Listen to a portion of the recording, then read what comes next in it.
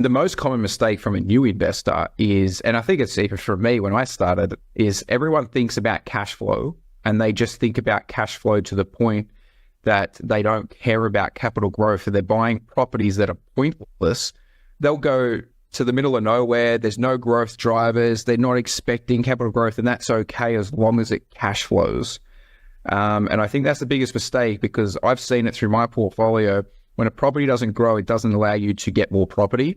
And when a property grows, it allows you to exponentially grow your portfolio. So, welcome to Get Invested on the Property Hub podcast channel, the leading weekly show for Australians who want to learn how to unlock their full self, health and wealth potential.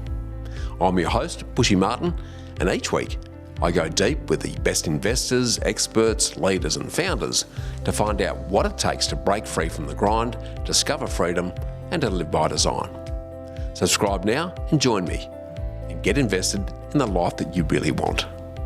Let's get started. Hi, freedom fighters. Let me open with two quick ones. Do you really need 10 properties in 10 years? And will chasing yield today ever replace your income tomorrow? As I've mentioned recently, during my personal self-health world retreat, we're blending new conversations, bush banter soliloquies, and rolled gold revisits, so you keep getting timeless principles that actually work while I continue to refresh and regenerate the show. So today we're re-airing part 2 of my great convo with your fan favourite Daniel Walsh, where we bust the myth that more doors means more freedom. And to set the scene, here's some questions I'd like you to think about. If more doors don't automatically mean more freedom, then what does? What if the bigger game isn't how many, but which ones, how they work together, and how long you let them run? What if calm cash flow comes from quiet choices that you make up front, not from chasing noise after the fact? What if the biggest wins arrive when you stop trying to sprint through this decade and start letting the next one work for you? And do you ever catch yourself asking, how few properties could do it for me? Am I building a portfolio or just collecting keys? Do I really need to fix this, or is the smartest move to sit still and let compounding do the heavy lifting? So lean in and let Daniel give you the answers, because he's about to unpack why quality beats quantity for real-world rewirement, how a well-chosen handful of high-growth assets can fund your future, how to structure your loans and buffers so you sleep easy at night, how to avoid the FOMO traps that blow up portfolios, and how to think in decades, not news cycles. Because somewhere between less and best, between patience and progress, there's a path that trades vanity metrics for freedom metrics, which means a small portfolio, a big life, and the courage to let time be your teammate. Are you ready? Well, let's get invested. Hi, freedom fighters. Do you want to retire younger or richer? And if so, how? And if property's your thing, then how many properties do you need to own to retire comfortably? Does it mean acquiring 30 properties by the time you're 30, or owning 10 properties in 10 years, or any of the other ridiculous FOMO creating clickbait headlines, podcast titles and YouTube videos that feed into the insta-everything myth that bigger and faster and flashier means better, and that only the self-proclaimed rag to riches and overnight legends in their own lunchtimes can actually do it, and only they have the secret sauce that you need to pay them big money for in order to follow in their footsteps, or you're just never going to get there and you're just not good enough. This macho stuff really makes me sick. And for me, these are all just examples of the old Monty Python biggest disease. Because the number of properties you own isn't what it's about at all. So rather than chase bigger, better, faster, it's more about asking yourself fundamental questions like, how much residual income do you need to free up your time so you can live the way you want? And when do you want to be in that position? And thirdly, what's the required quality and performance of the investment assets that you need that's going to get yourself there? It's a bit like the old business quote that turnover is vanity, profit is sanity, and cash is reality. Endless multiples of properties can often mean more management headaches, more time required, more potential risks, and much more stress. And they can easily become a house of cards that tumble to the table at the slightest touch. So instead, for me, it's always about quality and not quantity. In order to answer the ultimate question that you need to be crystal clear on, how much is enough for you to live your ideal life? So if you don't know what your ideal lifestyle looks like in the form of your ideal day, week, month and year in terms of what you're doing with who, where and when, then you're never going to be able to answer the question of how much is enough for you. And then you'll just end up chasing the property Pied Pipers who'll lead you over the cliff in the never-ending pursuit of money for the sake of money. And you'll end up working yourself to death in the process as you keep chasing this mouldy money carrot and the mirage of the pot of unattainable gold that's at the end of the unreachable rainbow. To capture this perfectly, let me paraphrase the Dalai Lama's famous quote. Many of us sacrifice their health in order to make money. Then we sacrifice money to recuperate our health. And then we become so anxious about the future that we don't enjoy the present. Result being that we don't live in the present or the future, and we live as if we're never going to die, and then we die having never really lived. Does this resonate with you? I saw firsthand how my great father drove himself to an early grave as his health and his body just fell apart in the never-ending pursuit of wealth for the sake of wealth at the expense of just about everything else. And I also suffered from the same self-delusions before I had my early life crisis in my 30s.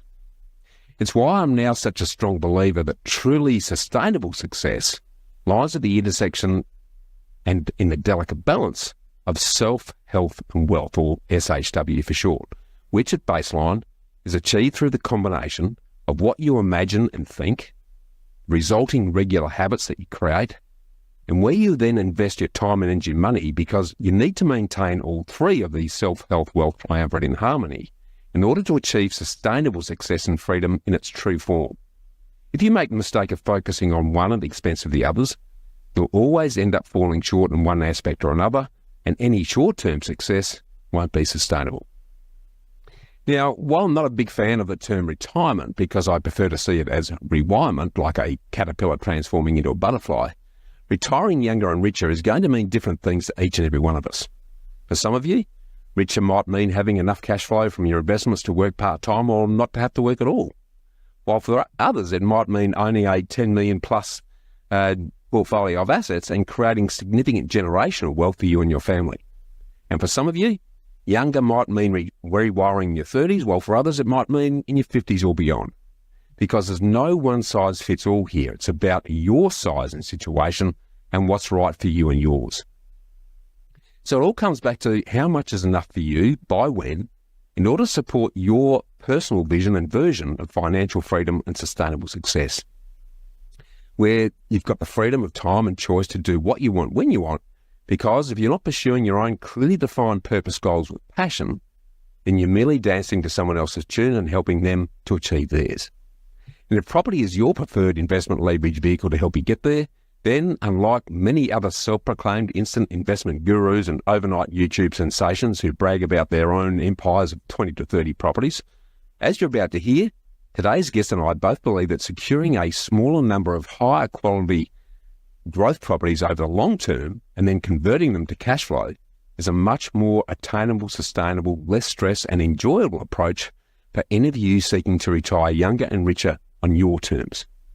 You see, for many hardworking Aussies, between 3 to 6 high-growth, cleverly structured properties held for 15 to 20 years or more is enough to replace your work income. This is the essence of the wealth by stealth approach that I talk about in my book, The Freedom Formula. So if you'd like to put some shape around your freedom numbers and help you define and achieve your own lifestyle goals, feel free to book in with me for a personal solution session on knowhowproperty.com.au. Similarly, and as you're about to hear, the power to create, grow and retain wealth is yours now. And today, our returning guest, Daniel Walsh, is going to help you understand about the key principles that can help you achieve your version of financial success that he's going to unpack from his new book, 6 Principles to Retire Younger and Richer. His principles that we're about to deep dive on can assist you formulate your personal money blueprint. And by understanding and implementing each and every one of them, you can instigate the necessary financial and mindset changes to start or further optimize your wealth creation journey. As you heard last week, Daniel walks his own talk, and he's personally utilised these principles that we're about to reveal to go from earning $34,000 a year as a 19-year-old to building an impressive property portfolio that's now worth in excess of $20 million. And this allows him to retire now if he wants to, but like yours truly, Daniel and his wife are on a mission to help you and others to achieve the same. And he's doing this through his award-winning buyer's agency, Your Property, Your Wealth. And I can't wait to get a sneak peek at these secret herbs and spices. So welcome back and let's get invested, Daniel. Thanks for having me back, Bushy. Mate, really enjoyed the read of the book. As we've discussed off air, it's not about the step-by-steps, it's the principles that you apply and the person that you become. But I guess just to set the scene for this before we dive into the book, can you share, given your experience over the years, what common mistakes that you see investors making? I think the most common mistake from a new investor is, and I think it's even for me when I started, is everyone thinks about cash flow and they just think about cash flow to the point that they don't care about capital growth and they're buying properties that are pointless. They'll go to the middle of nowhere. There's no growth drivers. They're not expecting capital growth and that's okay as long as it cash flows. And I think that's the biggest mistake because I've seen it through my portfolio. When a property doesn't grow, it doesn't allow you to get more property. And when a property grows, it allows you to exponentially grow your portfolio. So I've seen it firsthand where I bought in Melbourne 2016-17 and that was about a 4-ish% yield. And I mean, Melbourne's always been lower yielding. But the growth was 60-70% in 2 years. But I bought in Brisbane a little bit earlier than that and I didn't receive any growth. And yet the Melbourne property allowed me to go buy 2 more properties. However, the Brisbane properties didn't allow me to buy anything. So I think it's important to understand your cash flows. And I think, though, it depends on the situation and how much you earn, how much emergency funds. And I think most people don't set up their emergency funds correctly. So they have to think about cash flow more and understand the break-even point of a portfolio, right? I think that's one of the biggest things I talk about. What's your break-even point? How much are you losing out of the portfolio to how much is it growing by? Because I would rather go buy a property that's going to double in value in 5 to 10 years than a property that's going to grow by 20% in 10 years. 100%. And you make a really good point. I often talk about the need to go for growth and then convert to cash flow at the other end of the journey. Because in terms of the average person's buying capacity, whether you're buying a cash flow property that has very little growth or a growth property that has bigger potential, you're both going to cap out at the similar sort of numbers. And then the sort of positive return you're getting on the rent, you're never going to retire on it. It won't even touch the sides. And I think that's like such a big misunderstanding that if I go for that little bit higher yield, that's going to solve my serviceability issue, which is what we talked about in the last episode. Identify the issue. The issue isn't serviceability. The issue is income. It's an income issue. Now, I understand that, yes, you're going to get a little bit more income because your rental return is higher, but it's not enough to change or flick the needle that much, right? Like I've seen it where somebody gets an extra 1% yield and they're changing the needle by $10,000, $20,000 in their serviceability. Now, you're not going to damage your serviceability that much. You're more so going to have to make sure on a day-to-day basis you can cope with the cash flow more so. Yes. Capital growth is where it's at. But then the other mistake that I see people think is because I say that, they think go blue chip. You have to go blue chip. And I don't subscribe to blue chip because everything has time. Everything has a different cycle. Different states, grow at different times. And you can buy the most premium property in Brisbane in 2009 and I wouldn't have grown for the same amount of time as when the state kicked off. So understanding from a state level what's going to be the best state to grow, then drilling down to the best council, then drilling down to the best suburb. Top-down scarcity, I absolutely, totally agree. And then make sure the fundamental growth drivers for the future potential of the property are there, not rely too much on rear-view historic data that's telling you what's already happened, not what's about to happen. No, I love that. That's the problem with data too. You've got to be careful with data. Data is rear vision. It's looking behind, and people are now, we're seeing a lot more of it now in our space where people are like data, AI, this and that. And the problem is, for one, the person that reads the data is going to be interpretational of what it's going to mean. Totally. You could look at any area, and any area looks good if you look at data and interpret it in the way you want to perceive that data. So it always comes down to, this is why I always say, I oversee data, but my experience and my 15 years of investing is what I rely on, and then I back it up with data. And I go, okay, now I understand what should happen. However, I would be more likely to look at my experience over the data, because the data is just rear vision, trending. And you can only see short-term stuff with data. You can see short to medium, because you can look at inventory levels, you can look at days on market, vacancy ratio, you can do all that sort of stuff, but that's not showing you long-term. 100%. And you can get in the mistake of confirmation bias, where you self-justify your own preconceived ideas by extrapolating on what the data is supposed to be saying. And sadly, and you would see a lot of this amongst other buyers agents in the game, I'm sure, Daniel, that produce kilos of data points to justify why they're suggesting a particular property, often not for the right reasons. And I think there's a danger in the buyer's agency space in particular, where the really good players and the good operators in that space are being clouded by a lot of these Johnny-come-latelys who've been in the game for 5 minutes and got a 4-day certificate to say they're a buyer's agent, and then they're just downloading as much data as they can to put together a cut-and-paste report that chucks under someone's face to say you need to buy this property. And I don't want to go off in too much of a tangent, but I'm a little bit concerned around what that's doing for the reputation and the perception of the buyer's agency, and making it much harder for the good operators who've been in it for a long time and really understand what drives the market and where the opportunities are. So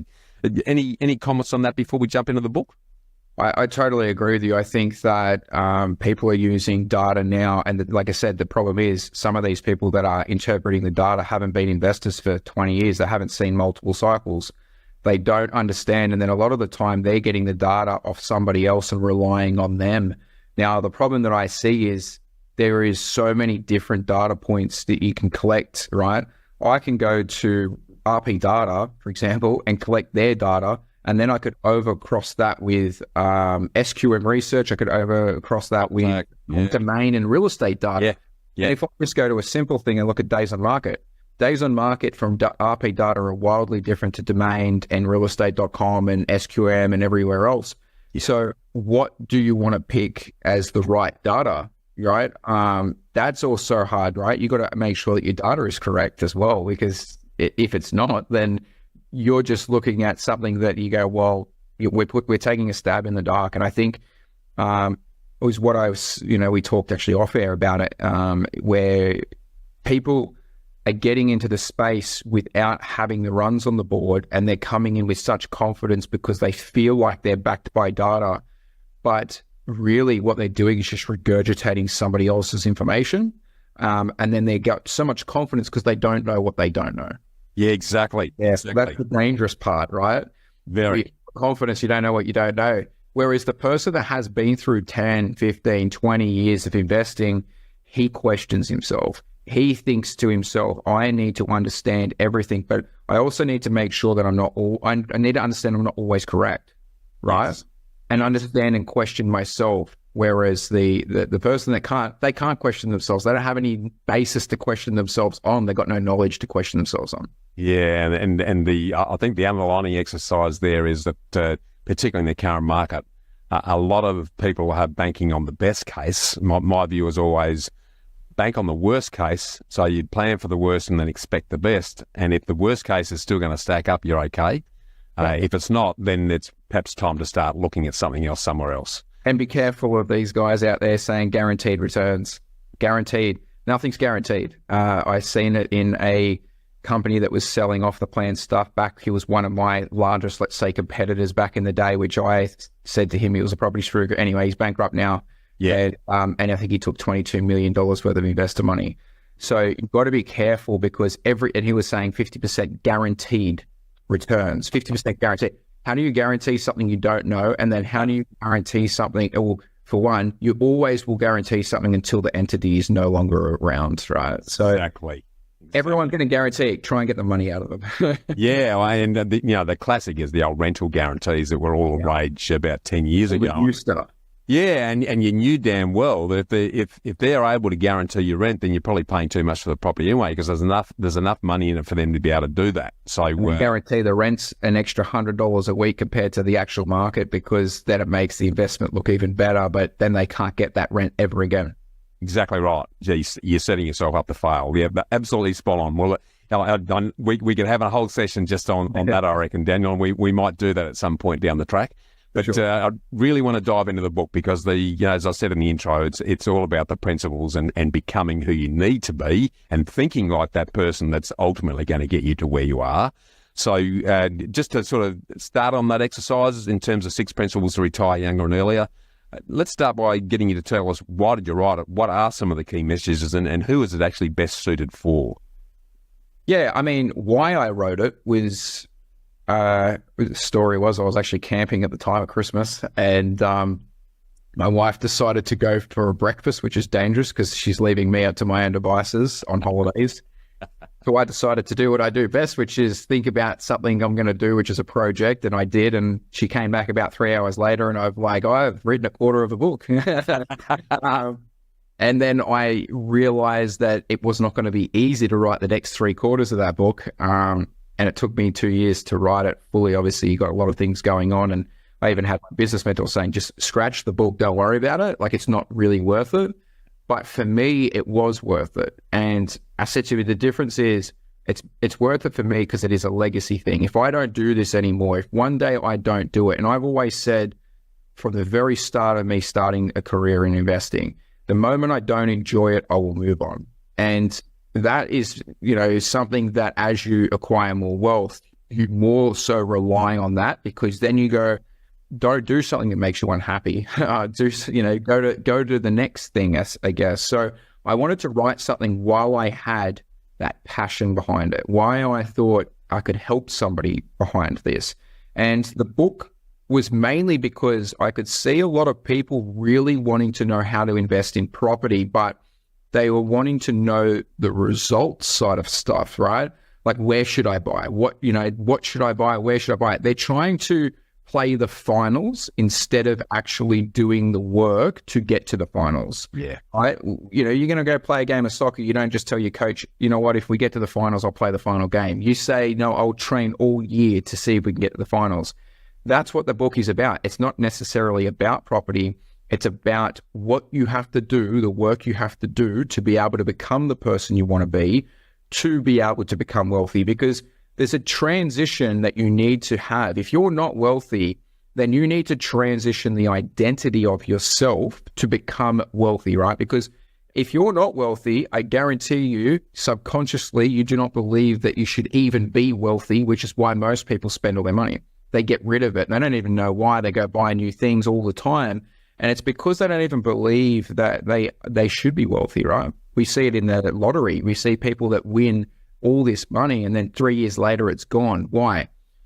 When you sit down and you actually speak to a lot of those people, they say, you know what, it was the worst 3 years of my life having that money. Right. Everyone came at me. I had my cousins, I had my family after me for the money. I felt guilty for having the money. I just wanted to get rid of it. I actually feel better now without it, right? It's funny. I know Mike Tyson even said it. When he lost all his money and he went to jail, he felt better than when he had all the money. And that's because you have to become the person that identifies that the money isn't them, right? But you have to change the personality type and the habits and rituals to be able to become that person and embody that person. So, it talks about changing the identity of someone. Yeah, I love it. It's the start and the end point, really, as far as that goes. So breaking that down a little bit then, can you, and I'm going to test your memory a bit here because it's probably been a while since you've written the book, but can you give us a bit of a dot point summary of what the 6 principles are? And then I'm going to dive into each of them progressively to expand on that. Yeah, well, I mean, the first principle is about building generational wealth. So I talk about building generational wealth. We then talk about the second principle, which is creating money mindset. So that talks about the identity, which we're sort of talking about. What identity change do you need to have to be able to become the person that you want to be?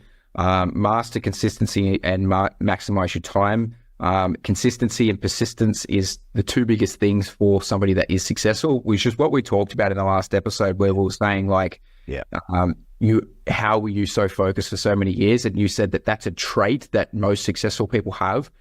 The consistency of being persistent mean that you are going to continue to do something even when it's tough, even when it's hard, right? You keep going because you know that the outcome is what you want, which is what I talk about, your why. Yeah. Why do you want it? Because typically your why becomes the greatest driver to fulfill the mission, right? And the biggest thing with it is your why should be external. It shouldn't be you, all right? Like when I talk about my why was my family and how I could get my entire family. My parents don't work anymore and I retired them, and I had that as a big why. If it's external, when things get tough, you will keep doing it because you're not depending on yourself to fulfill. Someone else is depending on you at that point, right? Or something else is depending on you. So you draw that, I guess, inspiration to keep going. So, that maximize your time obviously was one of them. I think that people do not value their time. And I think that people do not value that they actually have an hourly rate on their time. Yeah. And once you value that, you start to look at low-level activities that you were doing and think, maybe I shouldn't be doing that. Yeah. Maybe I should be focusing on becoming the best person I can be. I can then make myself a higher valued person within society. And therefore, that's going to help change me, right? Change where I'm at in my world. So that's obviously the next principle. Make leverage your superpower. That's the next principle. So leverage obviously is the superpower that I've used to be able to create wealth. And I think that if you look at it, and we talked about in the last episode, I say if you want to maintain wealth, you buy a bunch of property. If you want to build wealth, you leverage, and then you buy a bunch of property. And that's actually come from a guy called Michael Saylor. He talks about that. And he talks about his own house and how it went up like $40 million. And he talks about when you leverage property, you're shorting the dollar and you're longing the asset. You think that the dollar will go down in value. So therefore you will create immense wealth as your debt devalues. So that talks about the superpower of leverage. Tax-free income, that's a superpower as well. I talk about that. Tolerate and manage risk. Obviously, if you're building wealth, you want to be able to tolerate risk and you want to be able to manage risk and understand what the risks are, and then create compounding wealth. That's kind of your final stages, right? Once you've got all the ingredients, how do I create wealth that's compounding forever so that I can pass it on to my children? And I think the biggest thing you should pass on to your children or pass on to family members or whoever you want to pass it on to is not the wealth. I think that's one thing, but how to control the wealth. If you don't understand the 6 principles, and if you don't hand them to your children, they will lose the wealth you build. It's why they say by the 3rd generation, like 90% of wealth has disappeared. And that's because it gets passed from one generation to the second, but not the 3rd. Yeah. Kind of just gets filtered out over time. And then people just think, oh, well, why did they lose their money? Well, they actually don't have the principles instilled in them anymore from what it took for the first person in their family to change their family tree, essentially. Yeah, beautifully said. I'm going to dive into aspects of that in a second, but I'd love for you to talk about, because the opening chapter of the book talks about how you're able to retire at the tender age of 32. Just drawing those 6 principles together and just, without going into chapter and verse, because we talked a fair bit about it in the first episode, how do those principles enable you to be in a position where you could have pulled up stumps at 32 if you wanted to? Yeah, I mean, obviously I've built the desired net worth, and I always talk about net worth is going to be what you transition into cash flow over time. So that's allowed me to do it. I think the person you have to become to be able to understand how to do it, right? This is the problem. I actually see people, I've sat down with people that I go, you have the net worth to retire. You just don't have the knowledge, right? Because people just think, oh, well, one day it'll just appear. It just doesn't appear, right? Like, I see people that have like a $5 million house, they own it outright. Like, you just do this, this, and this, and you can retire now. And they're like, oh, I didn't realize I could do that. So for me, it's that, like I said, knowledge is power. It's what you need. Once you have the knowledge, you can then understand how do you interpret what you've built to be able to retire, and what does it look like for you? And I think it changes for everyone, right? Like I've seen somebody that's in Mossman, Sydney, and they're in a $10 million house. They own it outright. They can't retire because they don't want to sell down. And they're like 55. And, then I can see someone else that lives, in Orange, and I could give them $3 million and they could retire. It's because at the end of the day, one thing is for sure is the house that you live in is, once it goes to zero, it's the same bill regardless of what it's worth. You get a zero interest bill at the end of the day. What did you do outside of that to create wealth that's going to replenish the cash flow over time? And then how are you going to replenish it? 100%. And it's a really good, because there's this, I talk about one of the mistakes I think that a lot of Aussies make is the assumption that their house is their biggest asset. Well, it's not an asset at all. It's actually a liability because it's costing you money. It's not generating any dollars in your pocket. And the fallacy and the misguided perception that my house and my super is going to be enough lulls them into this false sense of security that they suddenly get that oh shit super moment in their 50s and go, holy hell, I'm stuffed. I've got to keep working for another 20 years or what do I do now? So, beautifully said, and I guess that transitions nicely into the next part of the book that talks about why most middle class people won't ever be rich. Just put a little, and we talked about this again in the last episode a little bit, but put some shape around that for us before we dive into the principles proper. Yeah, why most middle class people will never be rich is because most of them focus on their own home. They focus on one house, and then they focus on getting rid of that debt. And what they don't realize is, they don't realize it until the end. And once they get to retirement, if you ask those people, and I've asked many people that question when they get to retirement, who created the most wealth? Your property that went up in value, or you paying it off? And most of the time, the property went up probably 10 times the amount that they paid off. So they actually could have just went and bought more properties. Now, if you buy one property and it goes up in value, if you want to maintain living in that same area, then you're not wealthier. You're exactly the same. It's just that the dollar lost value and you can't buy anything more. You can buy the exact same thing, right? So if I own a house and the house goes up $1 million, but then the house next door goes up $1 million, I'm not any richer if I want to maintain the area that I live in. Now, I'm only richer if I was to decide to go back to maybe Southwest Sydney and that house hadn't gone up in value. Maybe I could then retain some more wealth that way. But people just don't realize that when you buy one house, you don't get richer if everything goes up in value around you, right? Yes. Or if we actually, not everything goes up in value, if everything devalues around you. Well, yeah, and the other interesting thing, and this is a bit contrarian, you probably find this in your discussions with people as well, because I certainly do, and that is that by investing in other properties and using that equity, they can actually help themselves pay that non-deductible home loan off years earlier and almost half the time, and save themselves hundreds of thousands of dollars of interest by securing those growth assets in the meantime. So this fallacy that I'll pay my home loan off first and then I'll invest, you're wasting time.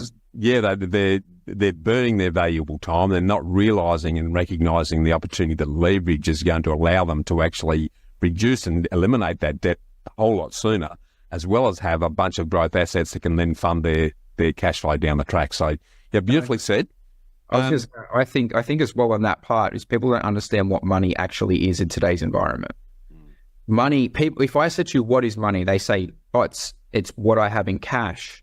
It's what my money in my bank account looks like. That is money. Money is not that. Money is actually credit, right? It's actually the availability of credit. When you understand that that's money, then you think, oh, I don't actually have money. We just have the availability of credit, right? Who has the most available credit? If we all turn up at an auction and you have to use your savings to buy the property, but I get 5x leverage, who wins the auction? I do. And then what happens when I do it again and again and again? The person that was saving money keeps getting wiped out over time because they think that money is protecting them. They don't realize that that money is just getting devalued, and every time they go to the auction, they can buy a lot less every time, because as the property goes up in value, they're going, well, now I need double the amount of money to buy the same property. So I think that's a false economy of safety is savings. It's not. What you need to do is you need to understand that if I acquire multiple properties and I get available credit to be able to acquire those properties, how do I make sure I safeguard that available credit that I have to buy those properties? And then how do I watch that credit or the debt that I have on it devalue over time? That makes you super wealthy. Yeah, absolutely. And that's the difference. And you make this point in the book that there's a big difference between playing not to lose versus playing to win, because if you're playing not to lose, you're in a diminishing situation, as you say, as money devalues and the opportunity disappears, versus playing to win, where you're leveraging yourself in a position to continue doing it over time. So sadly, people have the average perception is because of the fear-driven exercise that surrounds that, hamstrings them without them even knowing it. So, yep, I love that. I now want to start digging into the principles in a bit more detail, and let's start with your definition of generational wealth and what you believe is the best way to actually build that. Yeah, I think generational wealth is assets, for one. It doesn't have to be property. It just has to be assets in some form. Yeah. And I think that the wealth has to continue to grow bigger than the liabilities that you take on. So if you have a certain lifestyle or whatever it is the lifestyle smaller than the growth of the assets that you obtain? And if that's the case, that's financial freedom and that's wealth, right? That is your wealth. And the same thing with wealth. I think wealth comes in multiple forms. I don't think it's just monetary. Monetary value obviously can help other things, but I talk about happy, healthy, wealthy, and abundant are the 4 pillars, right? If I'm happy, that's the first thing, because I don't want to be wealthy without that. So first is happy. I want to be healthy, because again, I can't enjoy anything if I'm not healthy. Then I want to be wealthy, and wealth is the first 2 as well. And then I want to feel abundant. The biggest thing is you can have a lot of money and feel scarcity, and I tell you what, you'll have a multitude of anxieties around that, right? If you feel like you're going to lose what you have built, which is what we're talking about, and if you feel like you're going to lose what you've built, then you don't feel like you're winning, even if you are, right? That's a mental block that you have, right? So feeling abundant, and you can feel abundant because you have $100,000 in your bank. And this is why most people hang on to savings, because that makes them feel abundant. Yeah. Whereas I feel like that makes me feel scarcity. Yeah. And I feel like once I put it into a property, I then relax and feel abundant, right? Whereas most people will then go, I've lost my safety, my savings of $100,000. I put it into debt. Now I feel scarcity. It's the opposite way of thinking, but I feel the other way around, because I knew that my money was going to lose value in the savings and I needed to work for me. Yeah. I had a saying that I put up on my Instagram a while ago, and I said, if you had a 100-year horizon and you put your money in the bank, your savings in the bank, you would come out with 0 by the end of it. If you had a 100-year horizon and you put all your money into assets, you'd be wealthier beyond measure by the 100-year mark. Absolutely. That's exactly right. And that's the thing, for every day, week, year that money's sitting in savings, you're going backwards. So especially when you include inflation. I know people will go, yeah, but I can get 5%. Okay, you get 5%, then you minus the tax on that. And then you have to look at the inflation rate right off there. You're in negative. You're going backwards. Absolutely. Love that. Now, what I'd sort of like to expand on that area a little bit, I can, because you talk in that section of the book about burner properties. And it's a term I haven't heard often, and a lot of people won't have heard of it. Can you talk to us about the concept of burner properties and how that relates? Yeah, I think it was a term I just came up with. I had been doing it for a while, and the reason for it is I had got the properties and the desired portfolio that I wanted. And then I was like, well, what do I do from here? And, I've got to where I need to be. Well, there's 2 things that I could do. Just stop investing, which, again, I don't think that's the right move, because if you can continue to build wealth, why not? Yeah. And even if you're building wealth not for you might be doing it for your family, someone else, right? But I think you can continue. But burner properties was the mindset of, I can make money just by acquiring an asset that I know will grow in value because I know how to do it properly, that within 2-3 years, I could just flick it, create more money than I put in, and then I can pay off debt really easily doing that. So when I don't, and the way I was thinking about it was because I was at the point where I'm like, I don't really need any more money. And I'm like, but if I just go buy 10 more properties and they all grow by 100 grand each, and I go, cool, I just made another $1 million, right? And if they grow by 200 grand, I made another $2 million. This is why the wealthy get wealthier, because they have the same mentality where they're like, I have money that can be put into assets and continue to just grow even if I don't need it. That's what burner properties are. So it's like when you get to your desired portfolio, if you can continue to add to your portfolio, do it with the intention that those properties will get sold to pay down debts so that then you can acquire more passive income. Yeah, I love it. Love it. Now, I want to move into the really important area of mindset, and it's an area that you talk about quite a bit in the book in terms of how to create the right money mindset. I love the little TPAR manifestation formula that you detail in the book. Can you run us through that and why you think that's important? Yeah, so I was thinking about, so manifestation is a big thing for me. And I think that you can't sit there unless you have a roadmap in your mind. Yeah. And I think nothing comes to reality until it becomes a reality in your own mind and that your subconscious believes it. Yeah. You have to believe it before it becomes it. Yeah. So the TEPA formula, basically it was my formula to work through all of this, right? My thoughts, so what I'm thinking about, will lead to my emotions, right? It will spike some sort of emotion of what I'm thinking. That will lead to the perception of what I think about. And then I think then I can create action. Once I've thought about it and I have a perception on what I want to do, I have a certain emotion about why I want to do it, I then have the only thing left, which is action. And most people don't take action because they don't ever go past the thought part. They go, thoughts triggers a bit of emotion, not going to rationalize anything after that. They just that goes by the wayside and they go back to work, right? So for me, it was like realizing there is a bit of a formula to get to the result, right? So if I want to get to my result, I need the action, right? But I need these other things in place first to be able to get to the action. So it was a way for me to, when I had a mental block, to write it down and say, what am I trying to do? What is that emotion going to spike? And then how am I going to do it? It simplifies it, I think. Well, but the best things are common sense. It's just that people get so buried in the weeds that they don't take a step back and have a look at, okay, well, let's get back to the fundamentals. And again, that's a skill that I think that you bring to the table and successful investors generally do, is the ability to simplify chaos into a series of fairly easily followable models that go, right, we just do this, this, and this, and then we repeat it.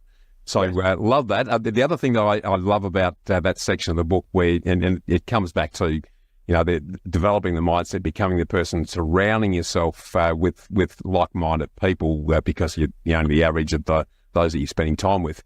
You talk about high-frequency people, which I think is a great way to describe it. Can you put some shape around that for us and why that's important?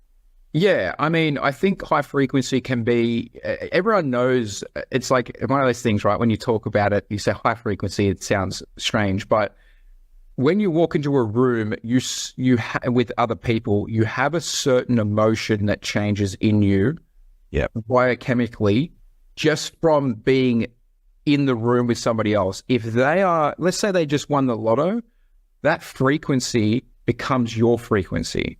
Because they're all up and amped and like, God, look what we can do. And, the best emotion we have, right? They amplify that frequency that makes you feel good.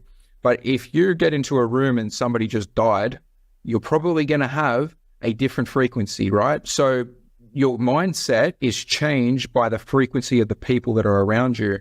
A high frequency person is typically somebody that's always, half glass full instead of empty, right? They're those people that even in tough times can think about the positives. They're the ones that always thinks it's possible, right? Like if I sit in a room and we've got people on the left, people on the right, and we sit there and we're having a debate about something and they're just thinking about how you can't do something, but you're thinking about how you can do something, you're going to be on opposite frequencies. Totally. But if you're both sitting there thinking, oh, let's create this, let's do this, and the other person's thinking, let's do this, let's do that, that frequency actually creates you to have more of a creative output. Yeah. And you start to think of things that you never thought was possible. 100%. And then with the frequency side of things, that can lead to, let's say, let's just say, for example, an income side of it. Let's just say that you have, talking to 4 people with an income of 100 grand and you're all sitting there talking about how you earn 100 grand. But somebody walks into the room and he goes, I earn $1 million. He's on a different frequency to you. He is doing different things to earn $1 million, right? Now, if he starts to explain how he does it, you start to open up to the possibility of earning $1 million. But before he came into the room, it was not possible for you because you could not understand that frequency. So I think that's very important to surround yourself with those people that are better than you. If you're the best person in the room, then unfortunately, you're not going to be able to continue to level up. Yeah, beautifully said. The next section of the book, and that's one of your principles, is mastering consistency and maximizing our time. And I'm totally in agreement with you. It all comes down to the daily and regular, consistent, happy habits that we develop around turning the thought into a result. Can you tell us about the importance of success habits and the key habits that investors need to develop to make that happen? Yeah, I mean, success habits, right, is typically what you're going to do on a daily basis, the way you think, how you operate, what your goals are, having them written down. That's like success habits, right? One of mine is, and then success habits can be also rules. So like I've got one of my rules, which is no matter what, if you want to spend something on a liability, you can, as long as it's less than 10% of your net worth. Yep. Less than 10% of my net worth, I can do it guilt-free. That's a success habit that I have. What that means is 90% of my work, 90% of my money is working at all times. And it means that I'm not overindulging. And then it means that as you grow as a person, you grow both ways. You grow as in you get to have more things, you get to do more experiences, but you also are keeping in check and balance what you're spending versus what you actually are, who you are. So I think that's success habits. And then obviously it comes down to being consistent and persistent, right? Yeah. If you're trying to create success, understanding that consistency over long periods of time of being able to be that person, right? This is the thing with it. This is the problem that I see is the noise is so loud to drum you or to take you back to being a middle-class person. You go to work, most people are just tired. You go to work, those people are just like, the middle-class mindset just keeps creeping back in. They keep telling you about how it's not possible, how that, all the doom and gloom, everything like that. So what you got to be careful of is that you don't create a person that you want to be, but then get dragged back into the box of middle-class thinking. Yep. And when I talk about I always talk about this. When I talk about middle class is not an income. No. This is the problem. It's mindset. Reality. It's mindset, right? Yeah. I could be worth $1 on the side of the street. I'm still the same person here, though. I still could work out how to get back to where I need to be, right? But it's a mindset, and that's where some people get triggered if they feel like they're in the middle class because of their income. It's like, no. That's the difference. You can change. You can change your income, right? And your income changes when your mindset changes, and it naturally happens because income is in proportion to value. That's all income is. It's just like you're getting value for something, right? You've been able to do, you look at a billionaire doesn't get to being a billionaire without giving immense value to the world, right? They have to. If you only gave value to 2 people in, your local neighborhood, you probably only make a couple $100, right? Yeah, that's right. But if you were able to do that to hundreds of millions of people all around the world, guess what? You'll become a billionaire by default because you've given the most value in some way.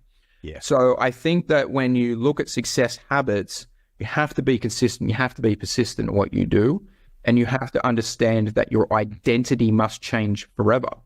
Yeah. And you've got to be consistent because if you aren't, you'll always go back to middle class thinking. And I have to continue to learn and myself, because if not, my upbringing Yeah, of course. always made me slip back into middle class. An old subconscious that's still sitting there on your shoulder going, hey, Daniel, Yeah. getting a bit big for your boots here, mate. Exactly. There's that always that fear of like you could, I know Mark Boris said it actually not that long ago when he was talking about it. He said, I'm always fearful I'm going to lose everything. Yeah. And that is from his childhood. Yeah, of course. That's all it is, right? Yeah. He probably would be less fearful he was going to lose everything if he grew up wealthy and his parents were wealthy and his parents' parents were wealthy, because he had no traumatic experience of not having anything. Yeah. It's you programmed, like I say, you programmed in the first 7 years, and that's where you have most of your experiences. And then from there, you're still, learning. But as you go through, most people will make future decisions based on past decisions or past experiences that they've had. Yeah. Which is why there's a saying, the best saying I've ever heard from Jay-Z, scared money don't make money, right? And what he talks about there is scared money isn't going to make you money because you are so scared to do anything with it. Yeah. The people that do well in life aren't scared to make the moves. They know that they back themselves to go back in and make the moves again if they need to. 100%. Beautifully said. I want to move now to, and we've touched on this a little bit, but the making leverage your superpower, and you've touched on this a couple of times during the discussions, but I want you to expand on the power of phantom equity and how best to leverage that. Yeah, so phantom equity is different to equity, right? Equity is when you go to work, you acquire some money, then you go buy a property. Then you get equity in that property, that's equity. But when you use that equity to go buy the next property and it grows in value, and then you go use that equity to buy another property, it becomes phantom equity. Phantom equity is equity you've never had to work for. Yeah. It's just money building upon money at that point, right? So at the start of building wealth, you are the driving force to build it. Yeah. And then by the end of you building wealth, the wealth that you've built is the driving force to build new wealth. So the phantom equity is you being able to just like push the snowball down the hill, and it just gets bigger and bigger and bigger. And then eventually you don't have to keep pushing the snowball down the hill. Yeah. It's essentially what your phantom equity is. And then obviously that's how you create immense wealth, because that's leverage in itself, right? Because what that means is you don't have to keep utilizing your time to be able to keep creating it. So you're using the leverage of the phantom equity to continue to repeat itself, which is why I always talk about it has to be repeatable. Leverage also can be in a different form, not to do with money. Well, in a form of money, but it's different, right? Yeah. People always think about leverage and they just think about buying property and leveraging debt, right? That's how they think of leverage. Yeah. I think about leveraging everything. How do I leverage everything? My time is, how much time do I have in a day that I can utilize? How many tasks can I get off me to give to somebody else? That is a form of leverage, right? If I don't have to mow my lawns because it's $50 for someone else or $100 to mow the lawns, I have to understand, can I make more than $100 if somebody else mows my lawn? Yes. Okay, cool. I don't need to mow my lawns anymore, right? Why am I mowing them? This is where the middle class come back in. But if I mow the lawns, I save $100. But you can only save $100. You can't save more than $100. But you can make it more. Exactly.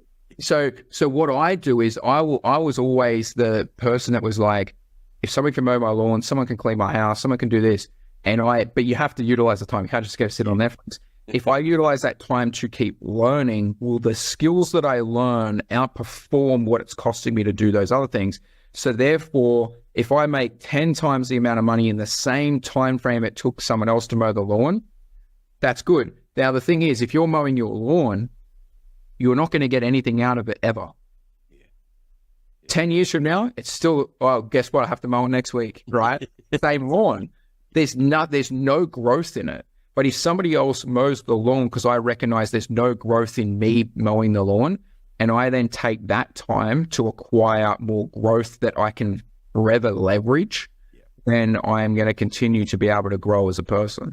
I love it. Absolutely love that. And you've probably covered a fair bit of this in what we've just spoken about, but the last section of the book talks about secrets of creating compounding wealth. In addition to what we've touched on, are there other things that you can share that are going to be useful in that regard? Yeah, the secrets are more so around that. It's more so around not just thinking about leverage from that one perspective. It's thinking about leverage from all perspectives. Yeah. right? That opens up a possibility for everything, right? That means that, and this is the funny thing. If I remember growing up, and this is how it was, in my family, my dad would be like, "Oh God, look at that guy over there not mowing his lawn. Oh, look at that guy not doing this," and it was a middle class mindset. You do everything yourself, right? You feel proud that you can do it. You feel proud that, and I started off that way, right? I remember buying my second house and renovating it myself. Yeah. And I thought to myself, that was the stupidest thing I've ever done, because I just utilized all my time, and I could have just paid maybe a little bit more money to get someone else to do it, but I'm not going to exhaust myself, and it means I can continually repeat what I'm doing because I'm not exhausting myself. Whereas even the guy that's like, I'm a skilled tradesman, I'm a carpenter, I can do it, it's fine, but you will be depleted of energy at one point that you might only do it 2 or 3 times. And it's a false economy. Whereas I could do it 100 times. Yeah, spot on. And you get someone else to do it while you're generating the income or the wealth that's going to keep building and growing. Exactly. Whereas they're thinking, I can do it. I'm thinking about, how can I become the new person that I need to be so that I don't have to do it? That's just a different way of thinking. And once you think like that, then you start to think, why am I doing it? And that's why I got out of being a tradesman, because when I was thinking about it, I'm like, is it serving a purpose that I service my own car? Is it serving a purpose that I fix my own car? There's no purpose in that. Yeah. Right? That's not going to help me get to the end, but like, I serviced my car for 20 years. It's the same thinking as paying off your home loan rather than invest. It's exactly the same principle that keeps people back as a result. Love that. And you talked about that part and circling right back. And it's a great book. There's no question. It's always about principles. It's not about how to. It's about the principles that support it. So I definitely a great reader. I really enjoyed it. I now want to just sort of close on them, because we haven't touched on this much, and that is, you've got a successful buyer's agency, your wealth, your property. Talk to us about what differentiates your buyer's agency from the rest, and what do you specialise in? Because there'll be a lot of people going, I like the sounds of what Daniel's talking about. How can he help me to secure the right properties that are going to get me to where I want to be? Yeah, I mean, I don't ever see myself as a buyer's agency. That's the thing. I guess it's got categorized into that over time. Okay. But for me, I'm just a person that helps you build wealth the same way I've done it. And I give you and pass on the knowledge that I have done through meetings, through strategy sessions, through portfolio reviews, just like this, to be able to change yourself as a person. So I think that what I do that's unique is I change the person forever rather than just give them a property. Because if I just make you $200,000 but don't change you as a person, you're not going to ever grow. And the 200 grand's not really going to make that much of a difference in your life. But if I change the perception on how you're going to retire, why you're going to do it, what mentality it takes to do it, the 200,000 is going to be more meaningful, because we now can grow on that 200,000. How do we get that 200 to $1 million? How do we go from there to this, right? So I think it's a holistic view. Then secondly is, I don't think about property as like, people talk about it like property is going to make me money. I look at it and think, how's the economy working to be able to make the money through property? Yes. It's a different way. I think people go, I teach you how to make money, or I'm going to buy you a property to make money, ignoring what actually is creating the wealth in property. What's creating it? Because what happens if that stops? And then that stops. Yeah. They're just over here like, I can keep buying your properties if you want them. It's like, yeah, but you got to recognize, is that going to stop so that stops? Or should I keep going, because that is what's happening over it economically in the world? What's happening there is going to see an opportunity over here. So that's one of the big things. So like I talked about that in many articles pre-COVID. I said from 2020 onwards is going to be the biggest inflation decade we see. And I said the middle class, and I've been saying it since 2016, 17, I did videos on it. The middle class will get wiped out because they will think they need to save money when in fact they should be investing it. COVID happened. Everyone went to saving money, and I was like, invest. The people that did, they made heaps more money. So it wasn't about the property. That's the end result. It was about why property at that point. Yeah, beautiful. And what we're really saying here, and we're actually very similar. I mean, the core part of what we started with is finance broking, but And yes, I've got a team of finance brokers that works in behind the scenes to help very savvy investors to really leverage their wealth. But my holistic view is very similar to you. It's about teaching people to fish rather than giving them fish. It's a very different, because then they can continue to navigate the world on their own, feeling far clearer and more comfortable about what they're doing and why they're doing it. So, again, very refreshing to talk to someone who doesn't get stuck in their lane. I think there's a real danger in property and in most industries now, where there's so much specialisation, they can't see beyond the boundaries of their piece of the jigsaw, and there's no one taking a step back saying, well, this is what the overall jigsaw is looking like, and this is where this jigsaw is heading. So if there's not an orchestra leader over the top of the rest of you musicians that's making that dance, then a lot of people can potentially be getting themselves in strife. So just on that, and again, I congratulate you on that, because there's very few people who do take that holistic overall approach. But the obvious question now, given that we've been talking about the economy and what's happening and what the influence on property is, before I get into the part 2 of the ambush round, is what's your read on property current conditions and where they're heading, and what does that mean to everyday investors in terms of what they should or shouldn't be doing? Yeah, so I think from that angle, I think we need to look at it and say, well, what's going to happen? Obviously, 1 to 5 years, right? The hardest thing is always looking at something over a 1-year horizon, because when you look at a 1-year horizon, you're expecting the RBA to make the right decision, right? But they don't necessarily make the right decision. However, over a longer time, 3 to 5 year horizon, they always have to go back to what the narrative of the economy what the overall structure of the economy has to do. Yeah. So they can manipulate short term, but they can't get away from the manipulation long term. Yeah. The problem is we're in a society now, and we're more global than ever, trade and everything like that.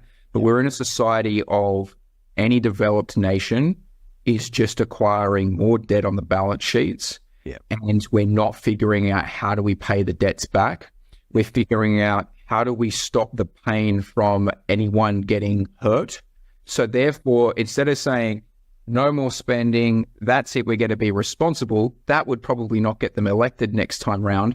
They think, how do we cover it up? What do we do to cover it up? Well, they want they want more infrastructure, they want more healthcare, they want more this. Spend more money. Yeah, and the lure is the printing press. They have a printing press around the world. All these developed nations have the printing press, and they go back in and they devalue currency. Totally. So the biggest thing is, when you look at it, is understanding what can they do? What measures can they do? So short term, they can manipulate interest rates. That manipulates the cost of money. But that is short term, right?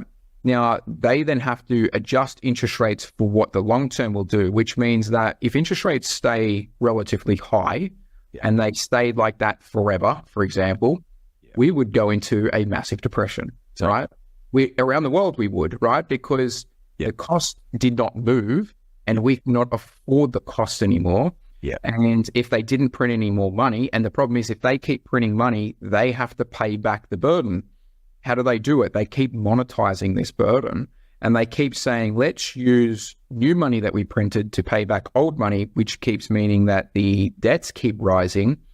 So when we look at it from 2 different angles, we look at it from a government angle and then a person, right? And I look at it as a business. I say the government is running a business and we as the people are their employees. Yeah. We have to give them enough money to pay back the debts. The problem is around the world is we give them the money, they don't have enough money to pay back the debts. Totally. They have a worse situation on their hands longer term about how they're going to pay back the money and how they're not going to default right over time. So what do? We're just going to keep growing the balance sheet, and then we're going to keep devaluing the dollar over time, because when they devalue the dollar, people don't realize is we're getting ruined for devaluing, the people are, but it's actually helping the governments because it's devaluing their debts. So if they violently devalue their debts, the debt burden doesn't seem as bad.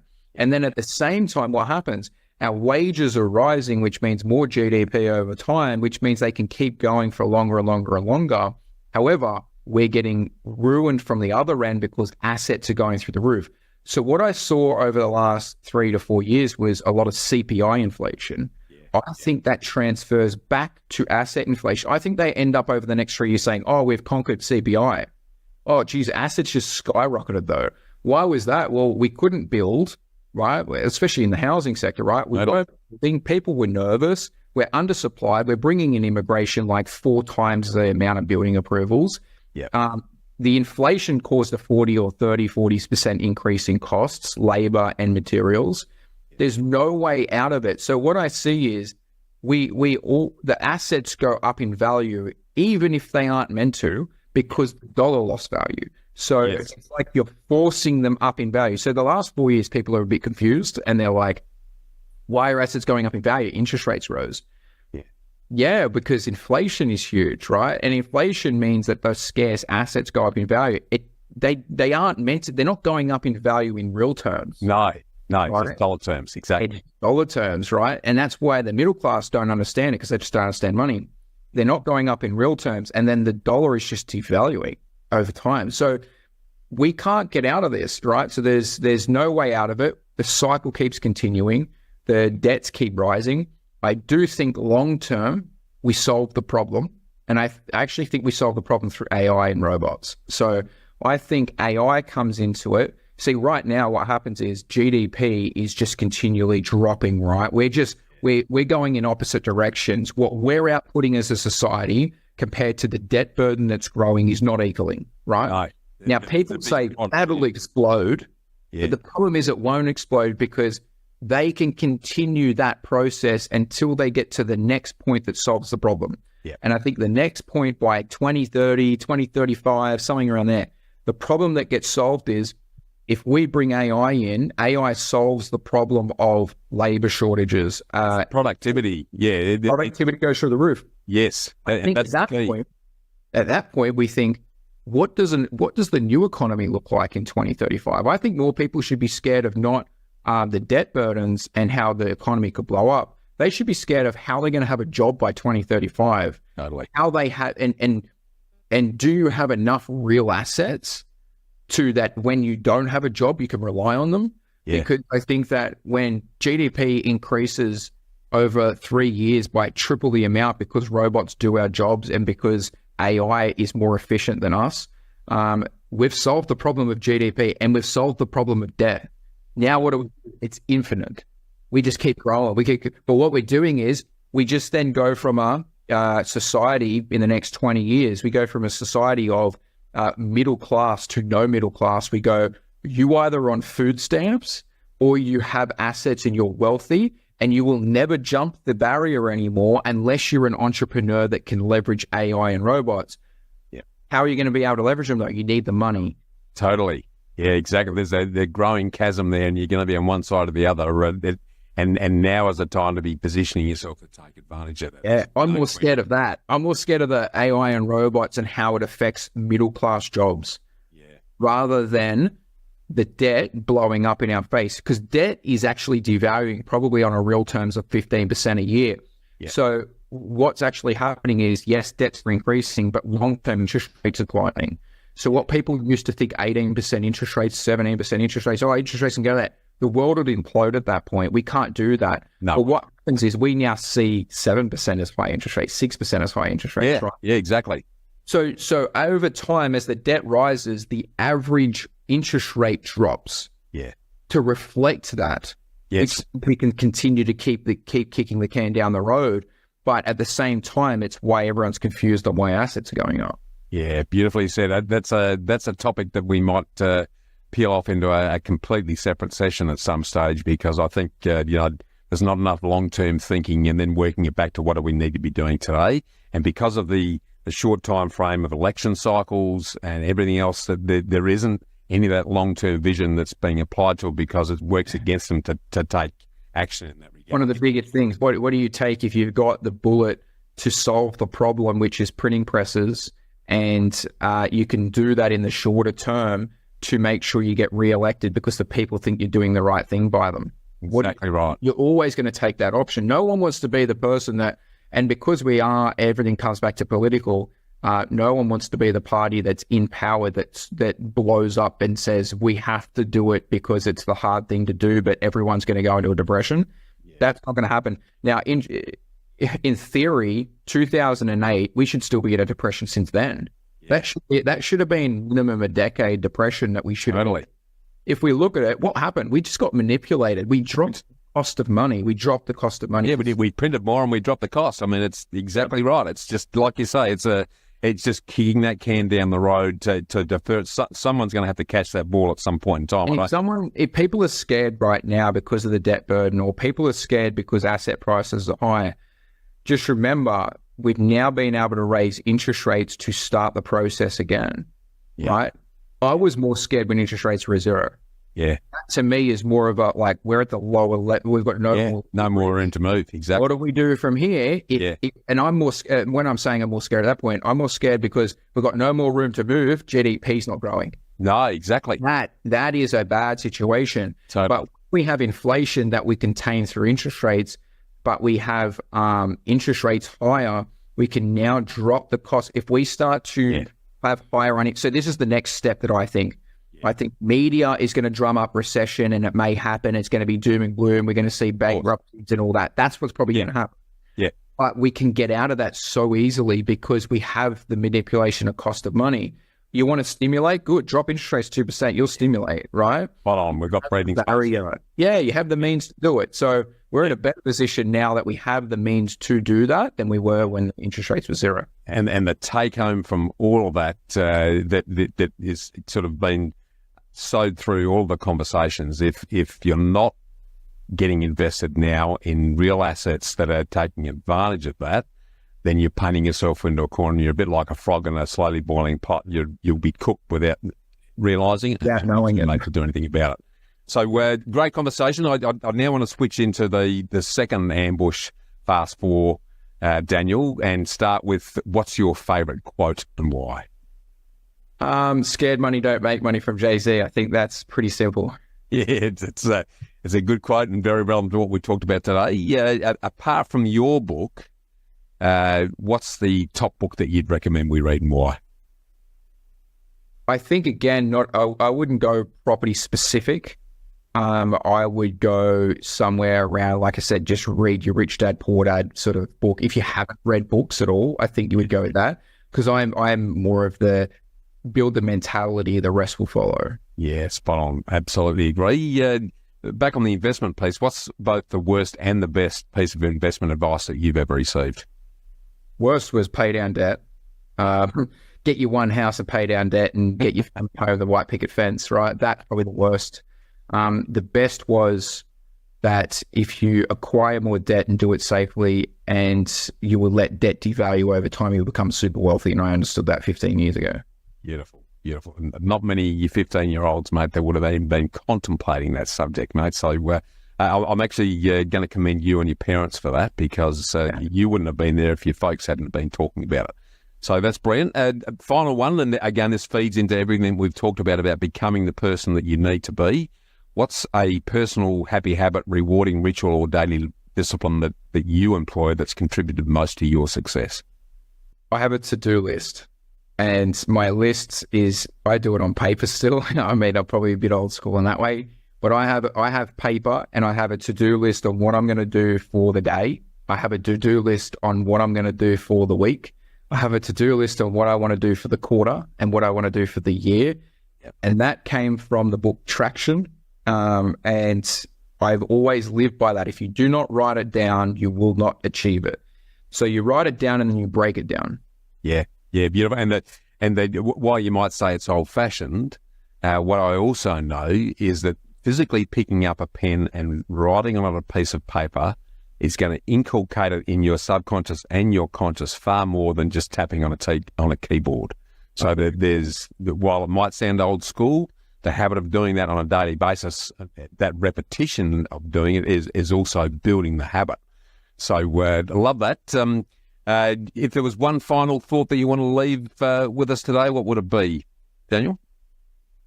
I think that everyone should be acquiring as much knowledge as possible, and they should be working out what time available they have during a week and a day, to be able to sit down and sit maybe 1 hour aside per day to be able to do something that is going to change their life forever.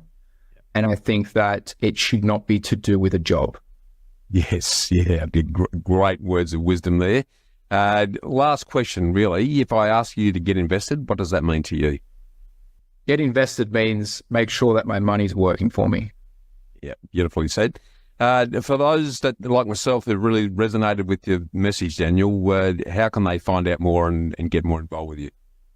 Yeah, I mean, I'm pretty active on social media. So if they want to jump onto my Instagram page, which is probably where I'm most active, which is Daniel Walsh _YPYW, or Your Property or Wealth. And you can find that also on Facebook. You can jump on our podcast, YPYW Podcast, or you can jump onto ypyw.com.au, which is our website. So that will, obviously you can get on there, jump on, grab the book. YPYW Mastery as well. That's the educational side. It's just a different side of our business. So if you want to get educated, that's on there too. Love it. We'll have all of those links in the show notes for those who want to take advantage of that. Just finishing on the book, 6 Principles to Retire Younger and Earlier and Richer, should I say. Is there a challenge you'd like to issue for the Get Invested audience to perhaps get a copy of your book for taking some action? Yeah, I mean, I thought it was a good challenge. I did it last week. I've been going into bookstores everywhere I go and just signing off on those books. Yeah. If anyone finds those books, we actually are giving them our free course. So we give them a free course for it. So we've got 2 courses. You can pick what course you want. One of them's like $4,000. The other one's $3,500. You get a free course for it. So yeah, make sure you go into the bookstores anywhere you are to check them out, because I'm just giving little notes. If you see a note, screenshot it to me and send it to me on either any social media, and we'll pretty much give you a free course for it. Beautiful. The bookstores are going to love you for that, and I love you doing that. So you've written notes or something handwritten in the copies of the book on the shelf. There'll probably be a stampede to Dimmicks and yes, we found one of them found one at Dimmicks actually last week. So everywhere we go, so now everyone's watching where I go. I love that. That's awesome. I love that idea, and I guess that brings us very neatly to the end of another great episode, Daniel. So I want to thank you again for taking the time to refresh us on the key success drivers detailed in your great book, 6 Principles to Retire Younger and Richer. Together with all of the learnings from your own journey that you've shared with us over the last couple of episodes. And before we close, I just need to ask everyone listening a big favour that's only going to take a couple of seconds of your time, because currently around about 69% of you that watch the Property Hub podcast don't subscribe. So if you're enjoying and getting value out of the shows and videos following the hours that myself and my support team put into preparing and producing them, you can do us a massive favour by just hitting the subscribe button now, because it helps the Property Hub channel more than you know. And I promise you that the bigger the channel gets, the better the guests get, and the better your investment learnings and results are going to get. And to keep the conversation going, just join and jump into the Property Hub Collective interactive Facebook community by clicking the link in the show notes, where we can answer any or all of your personal questions or queries alongside other like-minded, hard-working Aussies in a very safe, learning and no-pressure environment. So jump on board, and thanks again for getting invested, Daniel. Thank you. Thanks for having me. Thanks for tuning in to Get Invested on the Property Hub podcast channel, your home for property investment insights and inspiration. Make sure you subscribe to Property Hub for free. Get your weekly dose of Get Invested inspiration, along with every episode of Realty Talk, Australia's top online property show for red-hot property investing news and insights direct from industry leaders and influencers. And finally, I'll see you next time.